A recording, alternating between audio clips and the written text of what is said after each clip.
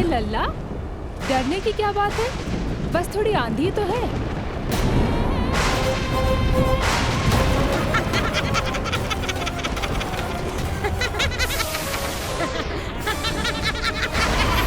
लल्ला, लल्ला, लल्ला, लल्ला।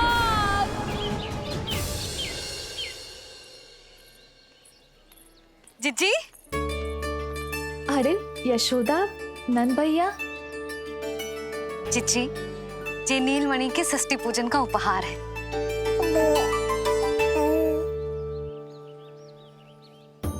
यशोदा, नंद भैया, मैं आप दोनों की भावनाओं का सम्मान करती हूँ। आप दोनों को तो पता है, मेरे हृदय में नीलमणि के प्रति अत्यधिक प्रेम है।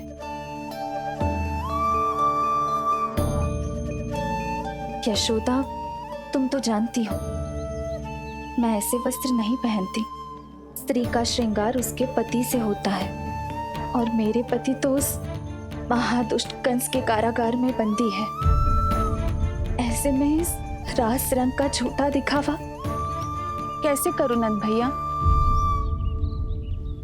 अभी समय नहीं हुआ है, इसीलिए विवश हूँ। पर आपका दुख मैं भली भांति समझता हूँ बड़ी माँ। दिन रात ये भय लगा रहता है कि कभी भी उस कंस के सैनिक आएंगे और मेरे पुत्र को मुझसे दूर ले जाएंगे।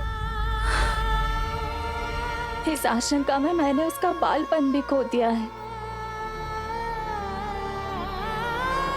उस नन्हे से बालक को 4 दीवारों के भीतर बंद करके रखा है मैंने। थोड़ी देर और, बस तेरे बाबा अब भी आते ही होंगे।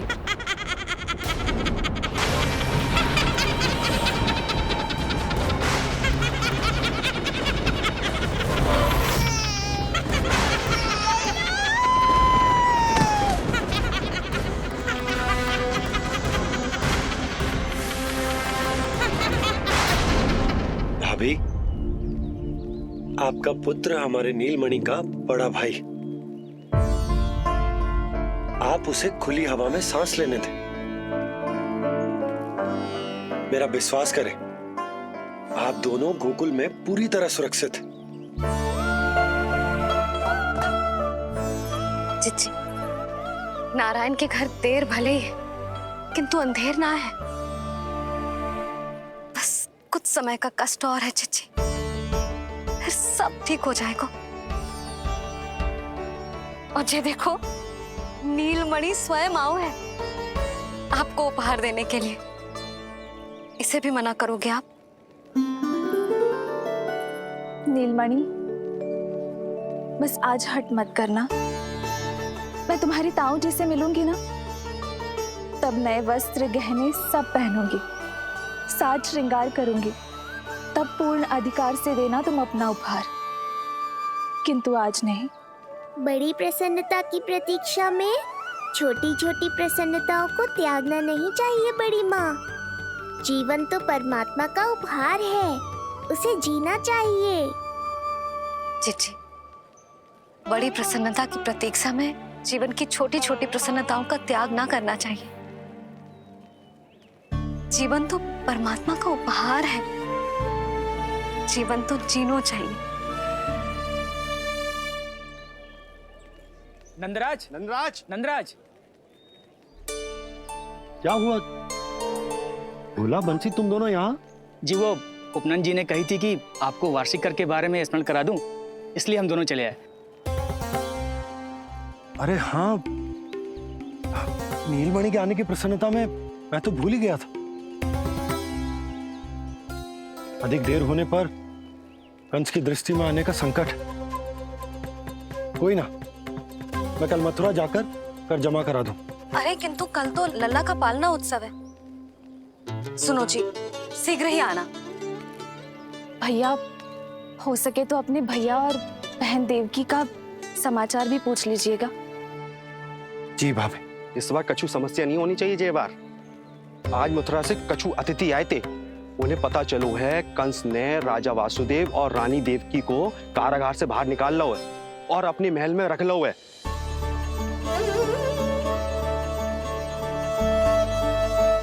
ये तो अत्यंत शुभ समाचार है।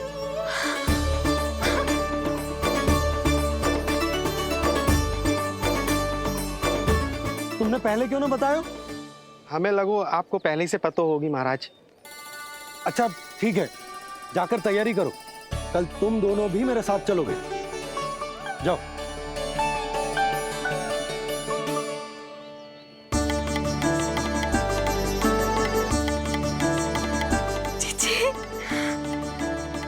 भाभी, यशोदा ने कहा था ना कि नारायण के घर देर अवश्य है, परंतु अंधेर ना है। प्रतीत होता है हमारा नीलमणि सबके लिए सौभाग्य लेकर आया है। सच्ची भाभी, नारायण का वरदान है जय बालक। भाभी, अब हमें चलना चाहिए। और हाँ, कल वसुदेव भैया और देव की भाभी से बिना मिले वापस ना आऊंगा मैं। उन्हें कह दूंगा और बता दूंगा कि कितना स्मरण करते हो आप उन्हें। चिच्ची, शुभ समाचार मिलो है। अब तो जो उपहार स्वीकार करना पड़ेगा। हाँ यशोदा, अत्यंत शुभ समाचार आया है और अपने साथ ही आशा भी लाया है कि अब शीघ्र ही उनसे मिलना संभव होगा।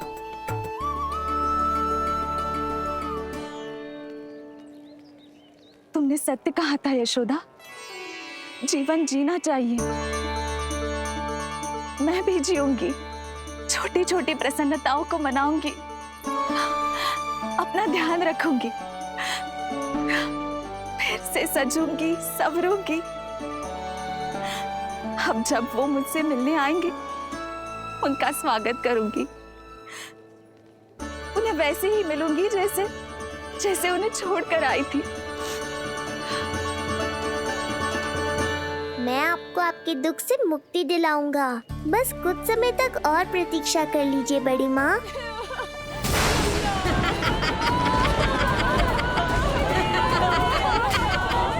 कब तक बचेगा शिशु विष्णु?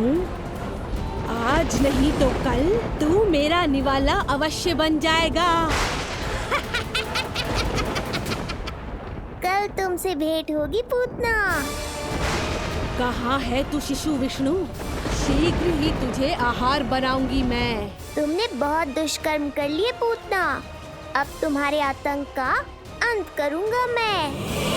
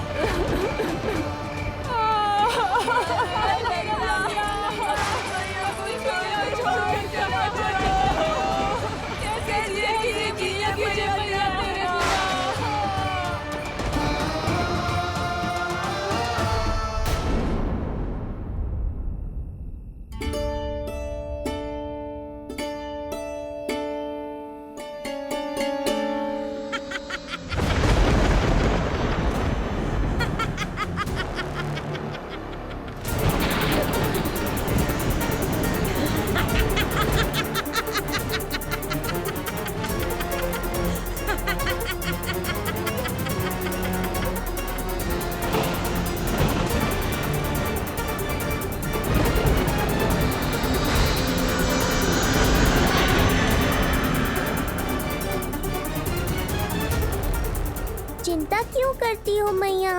मैं हूँ ना। नेत्र खुले रहे तो मैया पक्का घबरा जाएंगी। यशोदा, क्या हुआ? अरे बोलो ना, कोई बुरा सपना देखो।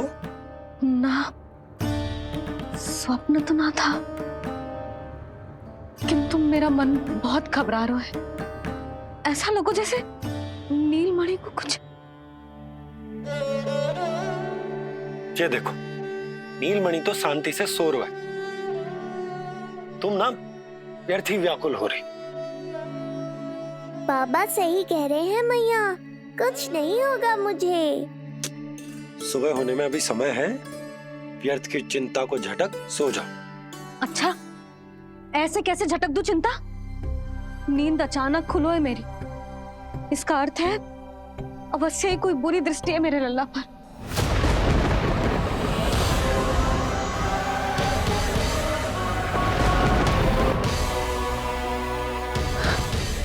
आप भी कल जा रहे हो मथुरा?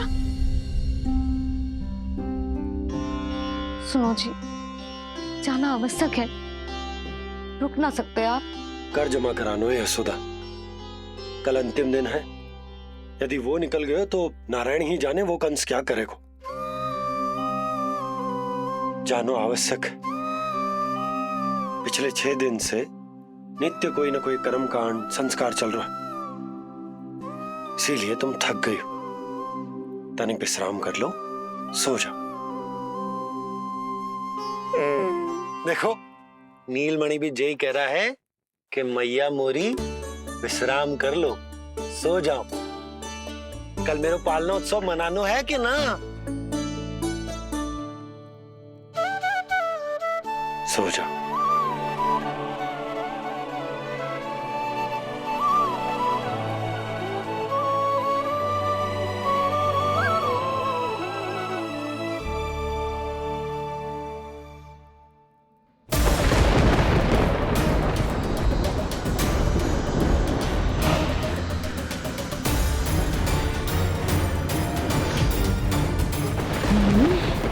शिशु की गंध। पर अब तो भूख भी मिट गई है। एक रात का समय बचा है बालक, जी ले। कल सूर्य की पहली किरण के साथ अंतिम सांस लेगा तू।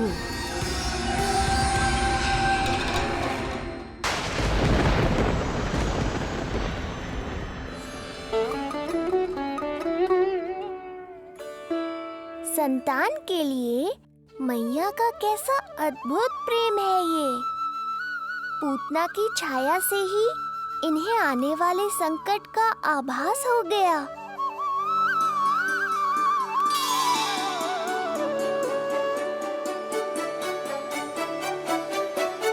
जब कोई बैलगाड़ी से यात्रा करता है तो गाड़ी पर चढ़ते ही सामान की गठरी नीचे रख देता है। उसे पूरे समय अपने सिर पे ढोते हुए यात्रा नहीं करता। उसी प्रकार आप भी अपनी चिंता की गठरी मुझे सौंप दो मैया, मैं सब संभाल लूंगा। जैसे आप थपकी देकर मुझे सुलाती हो, वैसे ही आज मैं आपको सुलाऊंगा।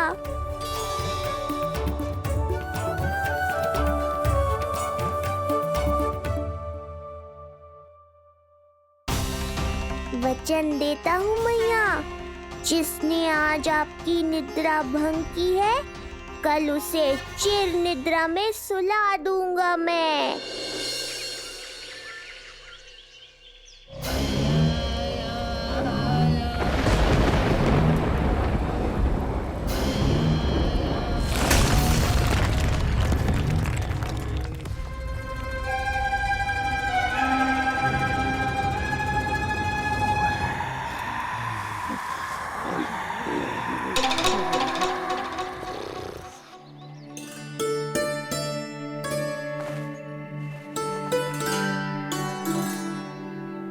गाड़ी तैयार है नंदराज जी। उपहार और मिठाइयाँ तो ठीक है, किंतु भोजन रखो है कि ना? हाँ भाभी, रख दियो है। और भोजन ऊपर रखो है कि मिठाई? भोजन ऊपर रखो है भाभी। मुझे लगो ही था, अब मिठाइयाँ पिचक जाएंगी ना? हाँ भाभी, तो अभी मिठाइयाँ ऊपर रख देते हैं। क्या होगा बंसी भैया, फिर मिठाइयों का रस भोजन में चला जाएगा ना? मैया ऐसे पूछताछ करोगी तो हड़बड़ा तो जाएंगे ही। अरे भोला बंसी, अरे भोजन और मिठाइयों को अलग अलग रखो भाई। यही कह रही हो ना यशोदा? अरे वाह, आज हमारा राजकुमार जल्दी उठ गए हो। इसे भी पता है पालना उत्सव में इसके बाबा ना होंगे इसके साथ, इसीलिए विदा करने आ गए। फिर कोई ऐसो कर्मकांड ना होगो जब मैं ना हूं। बस आज जाने दे लल्ला, सबको जाकर अपने हाथों से मिठाइयां भेंट करूंगा और सबको बताऊंगा कि इतना सुंदर, इतना प्यारा लल्ला का बाबा बन गया मैं।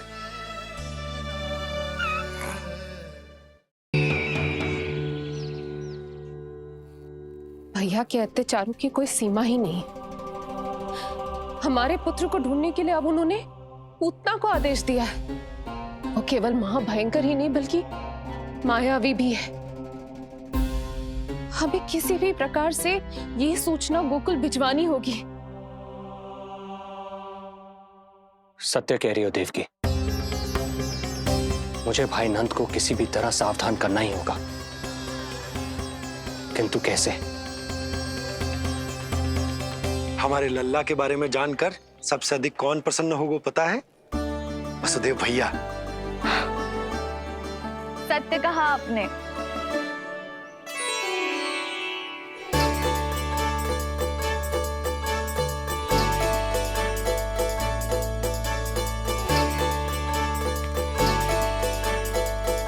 बड़ी माँ, नए वस्त्रों में ये हुई ना बात। बहुत बहुत अच्छी लग रही हो रोहिणी जीजी, सच्ची।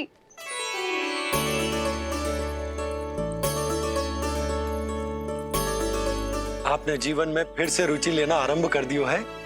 ये जानकर वसुदेव भैया की प्रसन्नता दुगनी हो जाएगी। ये उनके लिए मेरे हाथों से बनाए पेड़े मथुरा के पेड़ों से भी अधिक प्रिय है उन्हें।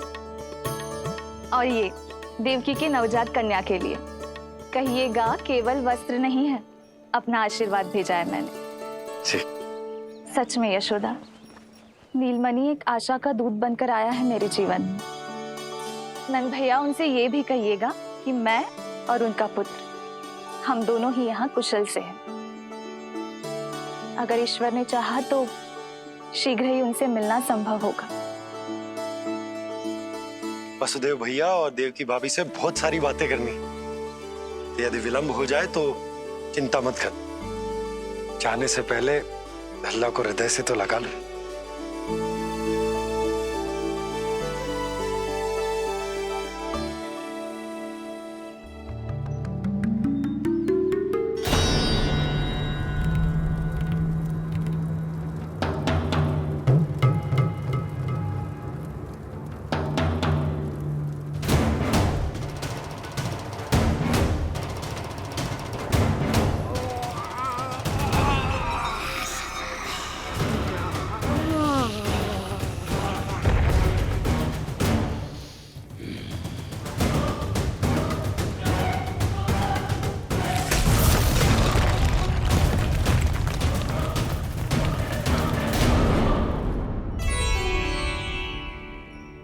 कछु विचित्र सो क्यों लग रहा है मुझे?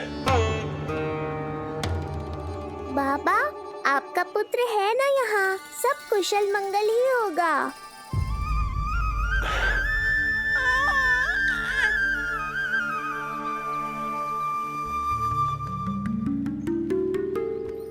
चलता हूँ। ध्यान रखो।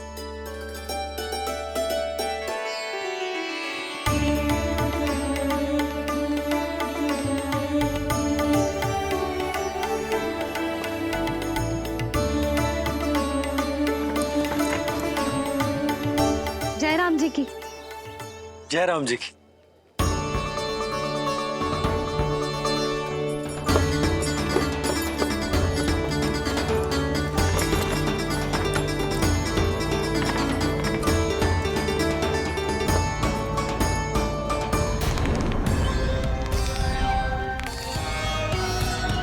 कहाँ से आरंभ करूं आज? ब्रजपुरा, रानी घाट, देतिया, बरसाना या गोकुल?